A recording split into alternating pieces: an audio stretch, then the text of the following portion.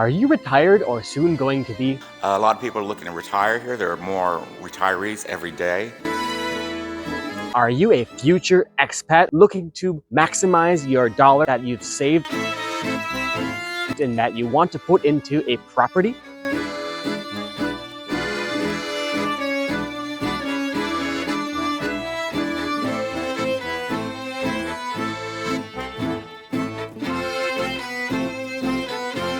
Today, we bring you on a property tour and give you information about the real estate situation in Antigua, Guatemala. Enjoy.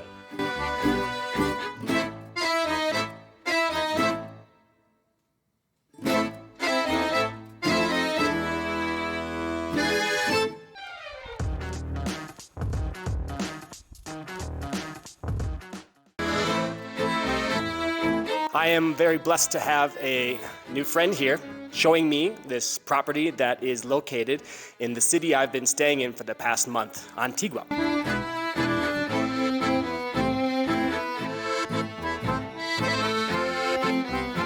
I would like to ask him to please introduce yourself, where you are from, your name, and how long you have been here in Antigua, Guatemala. My name is George, Sam Susi. I am from the United States, all over the United States, and have lived here, just hit 16 years anniversary. So 16 years. Wow, quite the time. That is quite the time. You're actually the person that I've interviewed here with the most experience here. Another way to say I'm the oldest guy here. Perhaps. And then, yeah, you have the most experience. You're the most experienced guy here. You obviously love it here. You've been here 16 years. What kind of things are you doing with work? Because you have a business here, correct? I do. I have a real estate business. I sell homes. I do rentals. The business is called LuxPro, which is kind of an organically grew out of my previous business, which was a group of 14 Airbnbs. And even before that, 16 years is a long time, I had a travel agency. Each has kind of morphed into the next. And what I'm doing now is taking care of buying and selling properties for both extranjeros, foreigners, and for locals. Excellent. And have you been doing this buying and selling for quite a while, or is this something a bit more recent? About 4 years. The first year being 2019, the glory days before the pandemic. Pandemic hit, and all things for everybody, shifted and changed a bit. Although I will say we were still selling right through the pandemic, and prices since the pandemic here have gone up quite a bit, and that, I guess, is not a surprise. That seems to be true all over the globe. Yeah, it seems to be a worldwide thing, definitely, with not only the property prices, but now we have inflation on food and pretty much everything, right? We just checked out this property and it blew me away.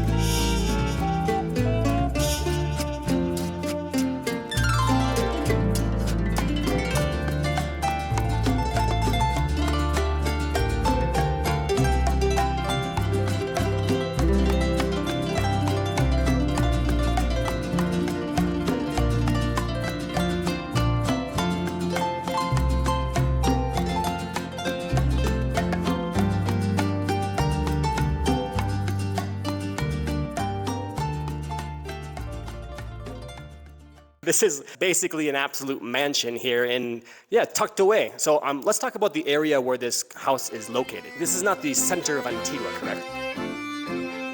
Yes, and we're standing in the ballroom is what I call this. The owner of this house is from Europe, so there's a bit of a style here that you don't necessarily see. It's not straight up colonial, which is what most of the homes are here. Colonial being indoor, outdoor living, and that's doable here because the weather's so spectacular. It's called the land of eternal spring. I believe that this house is now our asking price is $385,000. That would not get you anything in the center of Antigua. Antigua is a UNESCO World Heritage Site, and when you live in the center of Antigua, those homes are a completely different rate card, actually, and those become rapidly half the size and twice the price of what you'd find in one of the surrounding areas, and that's where we're at here, is a rapidly developing surrounding area called San Pedro Las Flores.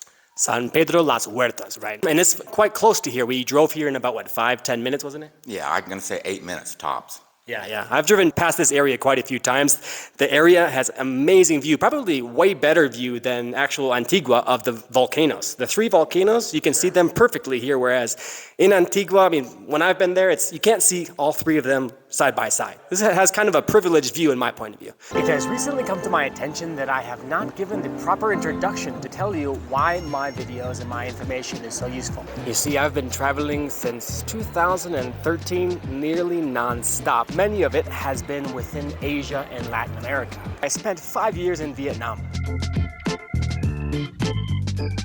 And just 5 years ago, I started my full-time lifestyle as the digital nomad that I am today, where I spent at least 1 month in the following countries: Argentina, Brazil, Peru, Colombia, Ecuador, Mexico, Guatemala, and El Salvador. And in this time, I've been doing everything that I've been bringing to my channel here at Generic Expats. Now what this means is that I've been arranging my own accommodation and tasting the local cuisine, checking out the cost of living, looking for entertainment options, checking to see if these places are dangerous, learning how the weather is, and just the overall well-being of a foreign expat living in each one of these new cities. Since you have so much knowledge about the real estate market here in Antigua, could you mention a bit more about what's going on here in Antigua? Sure.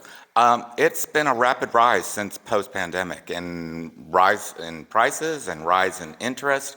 A lot of people are looking to retire here. There are more retirees every day. Services are catching up. There are new commercial centers that are popping up everywhere. We're basically starting to run out of places to put new homes and put new commercial centers. So that's why most of my activity now is on the outskirts of Antigua, because that's where things are happening, though. And it's relatively rare when someone in the center of town sells a home. And if it is one of the older, beautiful colonial 200, 300, 400-year-old homes, those are $1 million plus homes. So when we are comparing the differences between prices and style, you're mentioning that over there the colonial style is very beautiful, and the prices are just quite a bit more, double, triple, whatever it is, for these super nice areas. Of course, when there's a city and there's no way to expand in it, you have to expand outside of it, right? Exactly. So that's how it's happening with this this satellite city here, and it's a small area, so I mean, easily drivable, isn't it?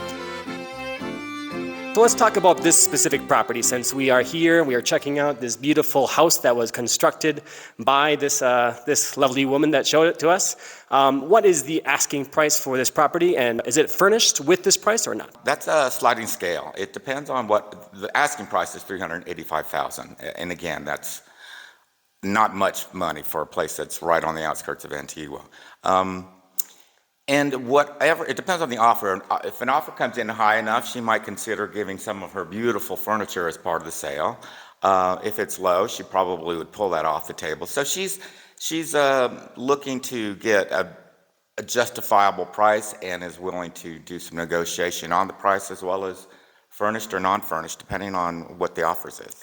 Yeah, I could definitely see how that part of the offer would definitely need to change quite drastically, because the type of furnishings here, as you can see, a chandelier this beautiful and all the things that make it unique, these are definitely worth a lot of money. So she would want to do something properly with them if the offer wasn't fair. I can see that. That's definitely a good idea. And she's a bit of a pioneer. She's been here about 10 years, so the neighborhood is catching up with her.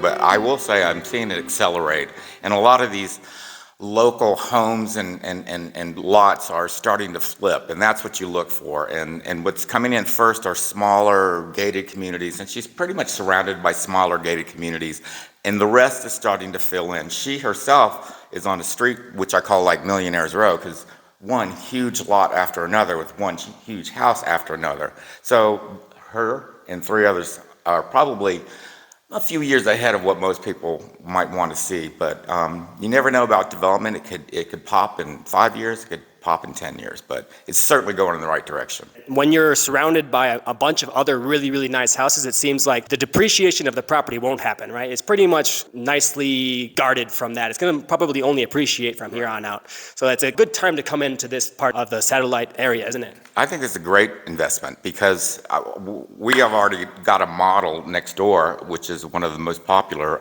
gated communities in the area, and that's been around for 30 years. And for that success story, and prices they're getting there are really crazy good, it's going to bleed over, and she's basically on the other side of the wall of that gated community, so she's going to do just fine. And the person who has a little bit of an adventurous, independent thinking will take this and see it for the value it's going to come in years to come from now. Yeah, absolutely. When you come into this place and you see it, you're like, oh man, this place is just made with such a nice, unique style that, you can really appreciate it for what it is when you see it. It's just so good. When being in foreign countries such as here in Guatemala, the rules are always different from back home. And that leads me to my next question. How difficult is it to buy property here in Guatemala? Well, probably the biggest difference is cultural. The way you conduct your business in the United States and North America and Europe can be a little more professional and sharp versus, the more laid-back Latin approach. That can be a disconnect and even put off a buyer or put off a seller, depending on if I'm dealing with a foreigner and a Guatemalan buyer. It's not so difficult, but it is important you go to the right people, the right lawyer. And I have a team, as I had mentioned before, that takes care of everything. And they're the best in the business. And there are little things you need to know. When the transaction happens, there needs to be a registered value on the house go up, because prices have gone up so much here that you want to do that. And you want to make sure you're paying